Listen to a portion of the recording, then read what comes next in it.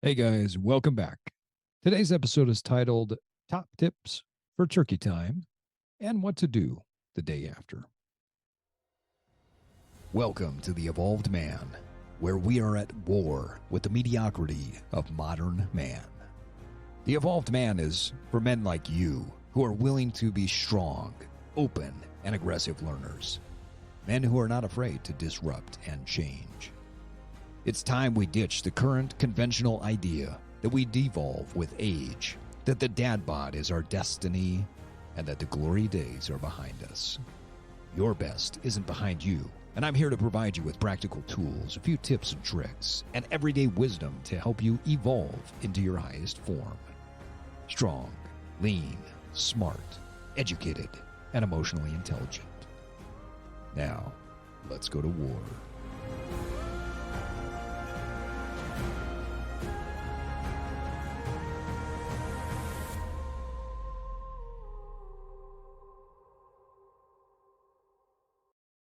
Welcome back to the Evolved Man, where we are at war with the mediocrity of modern man.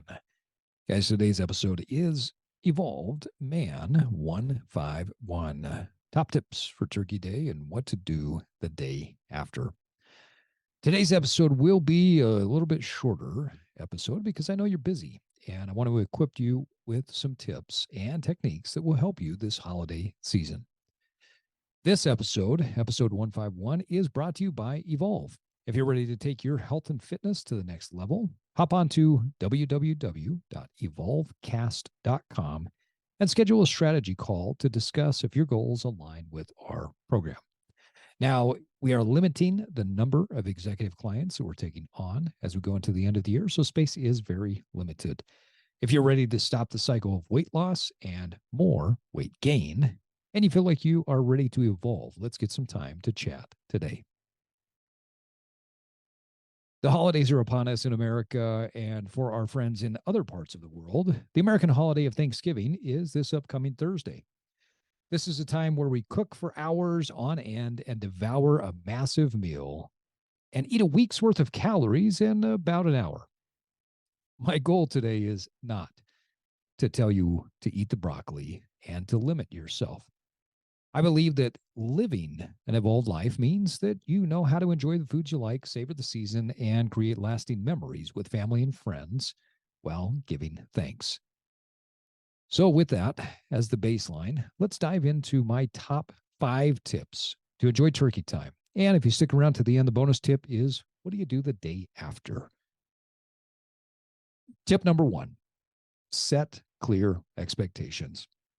If you have a fat loss goal, a muscle building goal, or both, it's important to set clear expectations for the week.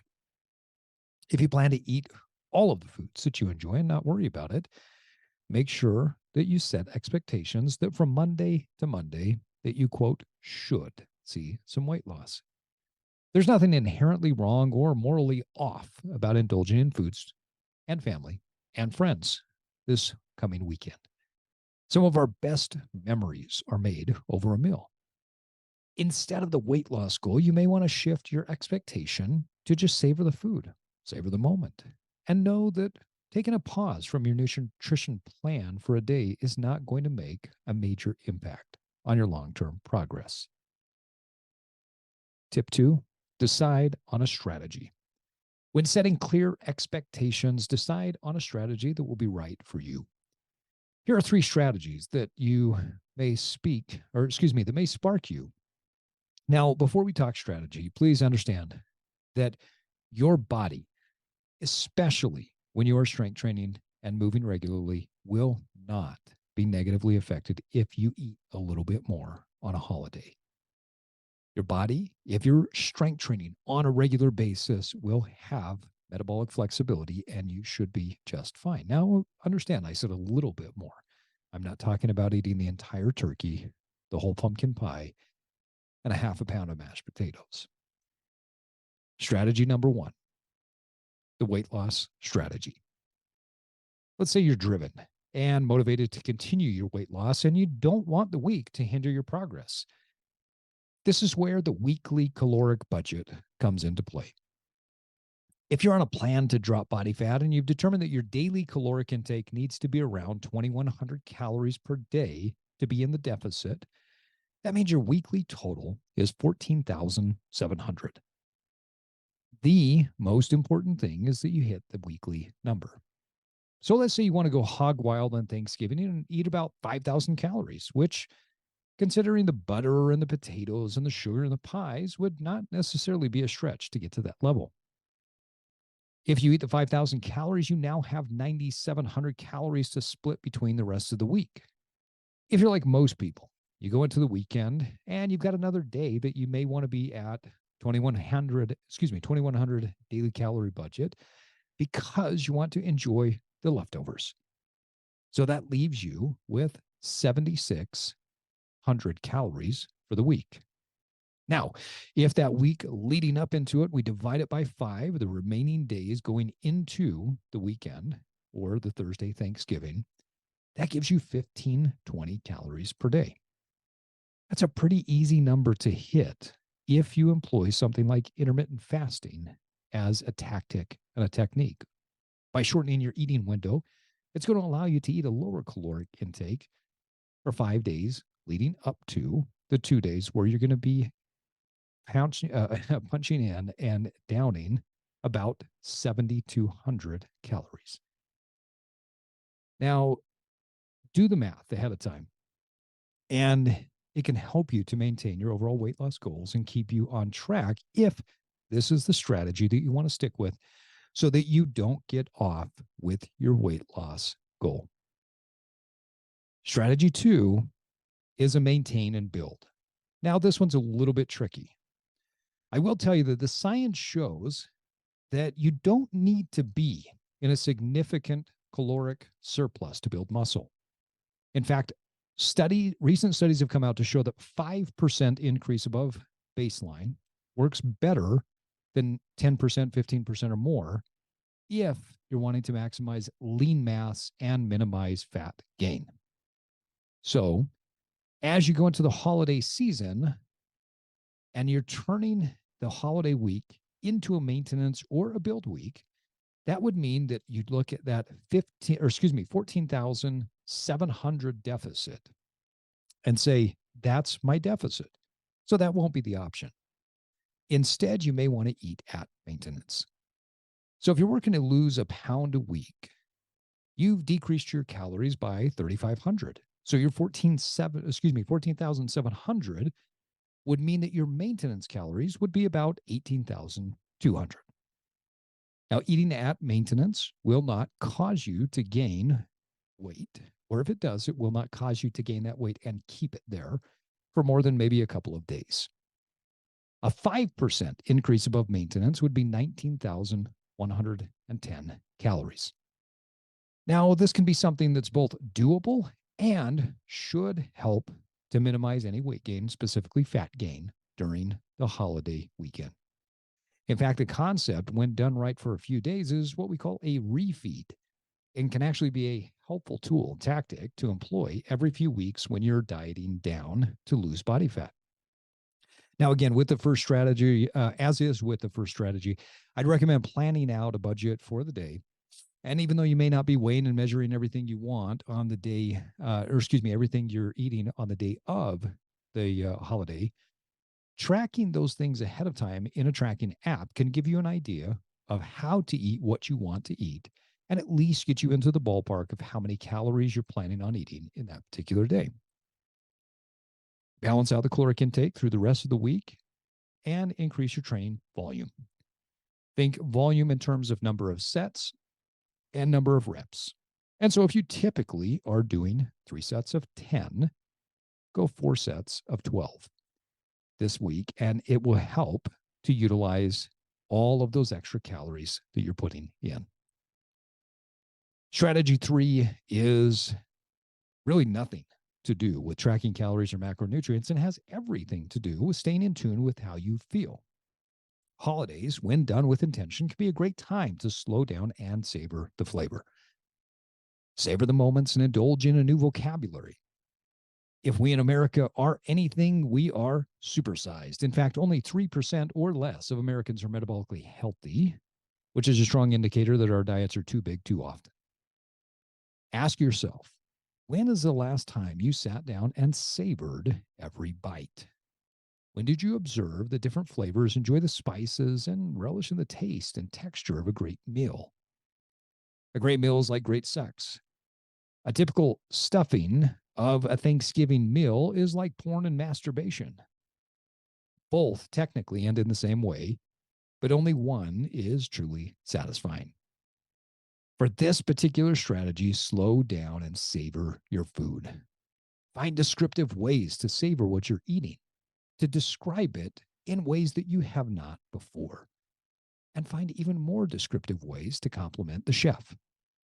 Decadent meals are meant to be enjoyed, and particularly enjoyed with family and friends. Now on to tip 3. Strength train and incorporate some sort of high intensity interval training. Your body stores sugar in 2 places, the liver and muscle tissue. By ensuring you're doing resistance training and a couple of bouts of high intensity interval training or HIIT per week, your system will be triggered to store more sugar in the muscle. Strength training is also the best thing you can do to help maximize metabolic flexibility. My clients who regularly strength train rarely have an issue when they have a day like Thanksgiving and they eat more than what they normally do. Their body bounces back fairly quickly after an indulgent day because they have much more metabolic flexibility because they are stronger, they are leaner, and they consistently train in a resistance training program. Tip 5, make the holiday about movement. In many areas, the traditional turkey bowl, where people go out and play football together with family and friends, sets a great standard of movement. I have clients that do a family workout together. Some do a family walk after a meal or a morning hike with loved ones. Movement and meals are the 2 most powerful times to connect with another human being. Adding movement to your holiday will deepen the bonds and bring a better holiday to remember. Tip 5, remember why we have the holiday in the first place. I've got a good friend who's been my friend since high school and who, without fail, sends a Thanksgiving card to our family every November. They do this in lieu of a Christmas card. They do this as a way to give thanks and show gratitude for family, friends, and their life in general. We all have something to be grateful for. Unfortunately, Thanksgiving has become more about the food and less about the things that we are thankful for. Studies have shown that gratitude is not only a powerful emotion, but persistent and prolonged habits of recognizing and expressing gratitude rewire our brains towards a more positive and productive outcome in life. Take some time to sit and observe. Sketch out or journal the things that you're grateful for. If you're having a hard time getting started, start with yourself, your body, and move outward in concentric circles. What do you appreciate about your body, your mind, your heart, your habits? Who is close to you that you value, and what is it that you value in them? Is there something about your neighborhood, your community, or your country that you're particularly passionate about? What is it about the world, our solar system, or the cosmos that you're thankful for? Starting the holiday from an observation and perspective of thankfulness tends to curb the gluttonous ingestion of the gimme, gimme, gimme, me world that we live in. Now, the bonus tip. What about the day after? I've got a client, let's call her Zoe. Zoe's been employing a strategy for the past 6 months that has her down over 13 pounds on the scale, while she has increased her strength in all major lifts. In fact, she went from bench pressing a 45-pound bar for 4 repetitions to that same 45-pound bar to 21 repetitions in a relatively short period of time. She's increased her 6-rep max on squats, not even being able to do it with a bar initially, to squatting with over 135 pounds on her back. She's become stronger and leaner by utilizing this one strategy. When I was in college, the professor that taught my drawing class Yes, I majored in art and psychology before changing to exercise science. He said that art is a process of correction through recognition. Over the years, I've stolen that phrase and modified it. Life is the process of correction through recognition. My client Zoe has made the shift to using this principle that I call the Janus principle and utilizing this phrase of life is the process of correction through recognition. You see, once we recognize something, we have the choice, we have the option as to whether or not we're going to correct it and move in a different path, a different direction, or choose to stay on the same trajectory. Janus was the god of doors and gates. Janus's primary purpose was to keep one eye in the past for learning and observation while also keeping one eye on the future to plan and prepare for potential pitfalls. Guilt, shame, and condemnation are feelings I hear expressed after someone indulges, binges, or goes off the plan. Now, I say feelings, but rather than letting those, what I would call them, judgments, because I really question if they're feelings or emotions, I think they're more of judgments. Rather than letting those judgments take hold, Zoe pauses and says, "Oh, that's interesting. What can I learn from that?"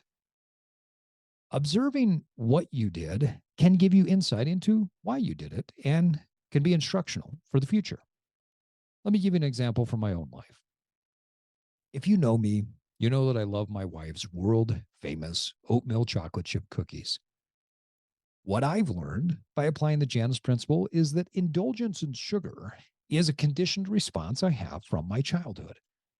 Growing up with an emotionally and physically abusive grandfather who would berate me for being too small and for eating too much candy, and that if, quote, I didn't change, I would turn out like my cousin, who incidentally had cerebral palsy, so that's ridiculous, and was a wonderful man up until he passed away last year.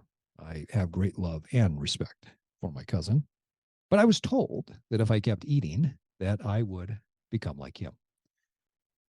Knowing from my past that I ate sugar in defiance of the words, the slaps, the hits, and the physical intimidation that I was gifted, I can learn to say, I'm not going to do that in the future. But knowing that that's where it came from gives me a sense of empowerment and begs the question, oh, that's interesting. What can I learn from it? Now, I'd love to say that at 47 years old, that conditioning is completely burned out of me, but it's not. If I start on one cookie, I may eat them all until they're gone. In fact, Danielle will confirm that there are many times where she's had to hit me and to get me out of the kitchen and chase me and say, save some for everybody else. But I have learned something from it. If I start on one cookie, I may eat them all unless I utilize a different strategy. I found that if I'm craving the cookie when they are around, if I eat protein, fiber, and drink plenty of water first, I can still enjoy the cookies without the unnecessary need to defy a man who's been dead for over 30 years. I have no need to argue and fight with my grandfather. I have no need to prove that I can be healthy and fit while still eating candy or sugar. And so the strategy of getting protein, fiber, and drinking plenty of water helps me to curb something that has been stuck inside of me for some 40 plus years. So if you have a day where the plan, the strategy just falls apart, try utilizing the Janus principle by asking the following: what did I do? Why did I do it? Now that it's done, what can I learn from it? Now, if you've listened to the podcast for any period of time, you know that I don't believe that there's a moral value to food. There is no good eating. There is no bad eating. Food has different qualities, but inherently is not good or bad. While my wife's cookies may not provide the same nutrient content that a great steak might, they have inherent value in the sense that they provide pleasure, comfort, and connection. They help bring an enjoyment and a celebration in life in a way that steamed broccoli or Brussels sprouts simply can't. Now, eating too many of those cookies makes me feel physically unwell and hinders my overall physical and mental goals. So, with that in mind, I choose to not just react to my old programming. Well, not all the time anyway. So, there you have it, folks. Here are your 5 top tips for turkey time and what to do the day after. Tip number 1, set clear expectations. Tip number 2, decide on a strategy. Tip 3, make sure that you strength train and incorporate some HIIT into your training program over the next couple of weeks. Tip 4, make holiday about the movement as much as it is about the meal. And tip 5, remember why we have the holiday season in the first place. If you use the final tip of the Janus principle, I would love to hear what you're learning about yourself and how you are starting to uncover some of the programming that may have been sitting in you for decades. Don't forget to subscribe to The Evolved Man. And hey, do me a favor, would you? It takes less than a minute to give us a rating on Apple and Spotify. Your ratings and shares are helping us reach thousands more this year than we have ever before. They've also helped us expand into multiple countries and reach parts of the world that, frankly, I didn't even know existed. I hope you have a wonderful holiday season with your loved ones. I'm grateful for you and the fact that we could have this chat today. You know the drill. It takes time and consistency to evolve, but first you have to disrupt. And now it's time for you to get out there and evolve. Thanks for joining me today for this episode of The Evolved Man.